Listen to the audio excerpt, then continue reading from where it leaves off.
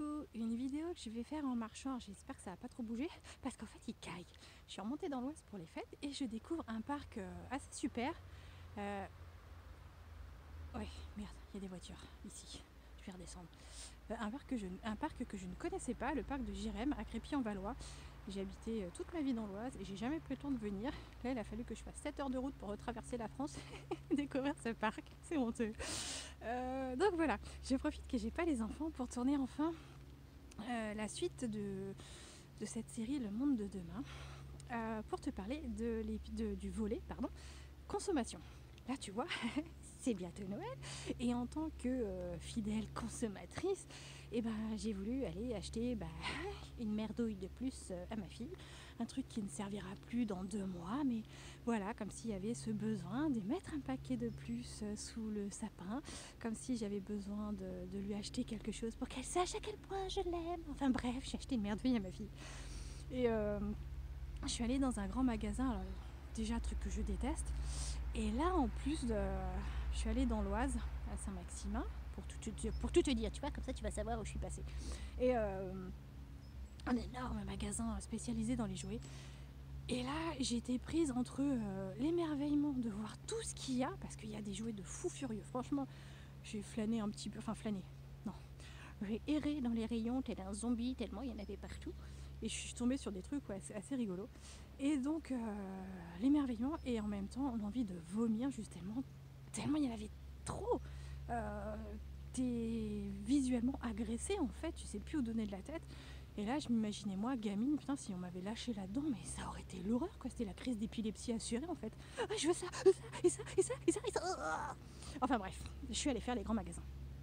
Et du coup, je me suis dit, c'est peut-être le moment de tourner enfin cette vidéo. La consommation, selon moi, selon mes idées farfelues, enfin qui ne viennent pas non plus que de moi. Je suis pas la seule à penser ça. Mais voilà comment on consommera, à mon avis, demain. Désolée pour tous les Leclerc, les Auchan, les Carrefour, les machins, les Pickwick, les machins. Pour moi, tout ça, ça n'existera plus demain. On retournera à l'essentiel, c'est-à-dire à des choses qui sont bonnes pour la planète et bonnes pour l'homme, en fait. L'homme avec un grand H. Ce qui veut dire que tout ce qui va polluer la planète, fini. Donc le plastique, tout ça, ça va dégager. Toutes ces enseignes qui te vendent des produits alimentaires qui n'ont d'alimentaire que le nom, parce que quand tu vois ce qu'il y a dedans, c'est vraiment de l'intoxication à proprement parler, tellement il y a du sucre, des colorants, des additifs et machin.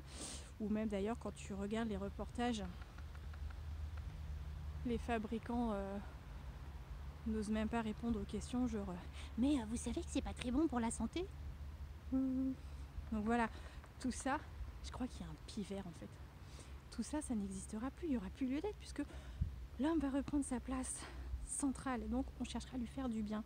Donc tous ces produits industriels qui certes nous permettent de gagner du temps quand on a des journées de dingue et c'est pratique. Qu'est-ce qu'on mange chérie ce soir? Tiens allez, passe la barquette, le micro-ondes et le repas il est prêt. C'est sûr que c'est pratique, mais c'est bon pour personne, c'est pas bon pour ton corps, c'est pas bon pour la planète, c'est bon pour rien. Donc tout ça, terminé. On va dans le monde de demain retourner faire les courses sur le marché. Le truc de fou, un marché. On va aller acheter nos fruits et nos légumes qui seront produits plus localement parce que tout va être recentralisé maintenant. On va revenir à du local, à de l'humain.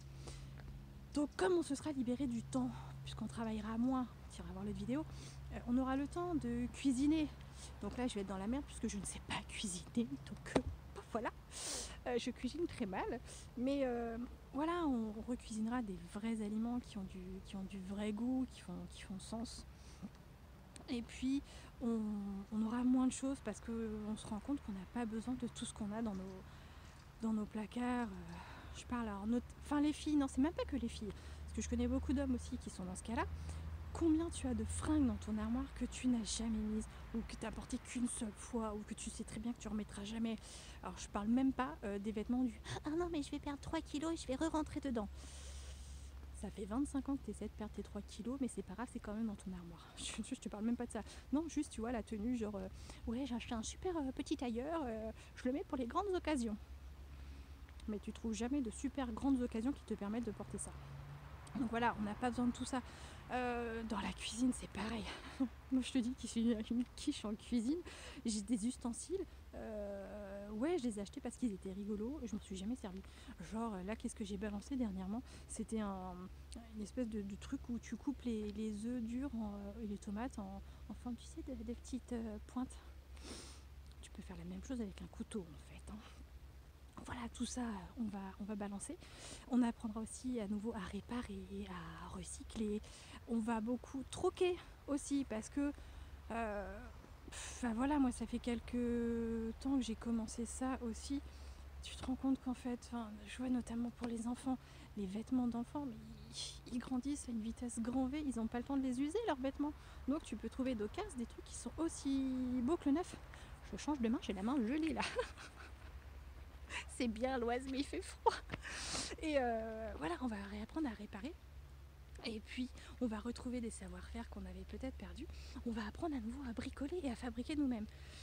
Là, je te parle de ça. Je peux te le raconter, on est entre nous.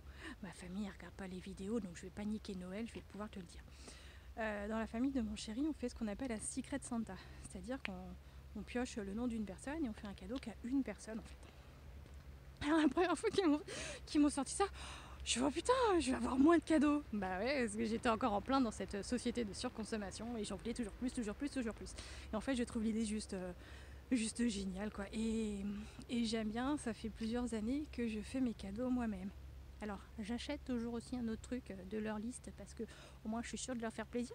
Parce que mes cadeaux, c'est pas toujours forcément des réussites, mais ça vient de moi, tu vois, j'y mets du cœur et puis il y a plein de plumes par terre, je pense qu'il y en a un qui a eu chaud au cul.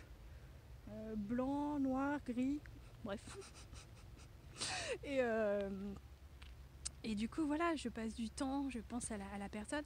Là, tu vois, cette année, donc ça, personne ne regarde, donc je peux leur dire. J'ai passé, mais je sais pas combien d'heures en fait à faire ce cadeau. J'ai fait le portrait de la personne en pyrogravure. Et je l'ai collé en guise de couverture sur un livre que j'ai recyclé. Et en fait, c'est les livres où tu fais que des pliages et du coup, ça te fait des formes en relief. Donc voilà, un livre recyclé avec de la pyrogravure. Et du coup, voilà,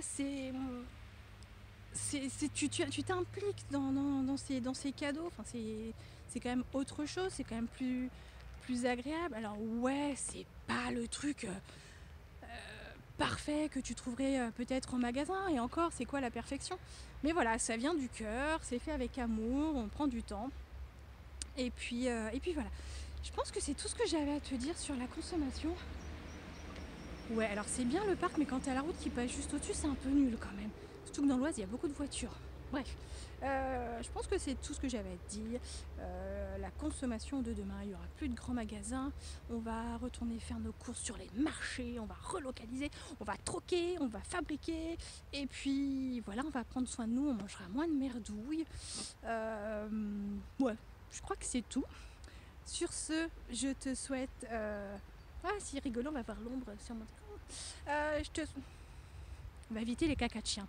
Oui, parce que dans les parcs, normalement, les chiens sont tenus en laisse et on ramasse les crottes de chiens, comme partout. Mais non, il y a toujours des gens qui se baladent avec leurs chiens et qui laissent les merdes de leurs chiens partout. Le message est passé. Bref. Passe de bonnes fêtes. Reste parfaitement imparfait. Prends soin de toi, réchauffe-toi en faisant des bisous, des câlins, un bon feu dans la cheminée, un bon petit lait chaud aussi. Tiens, je vais demander ça à ma copine en arrivant. Et puis voilà, je t'embrasse bien fort et je te dis à bientôt, passe de joyeuses fêtes.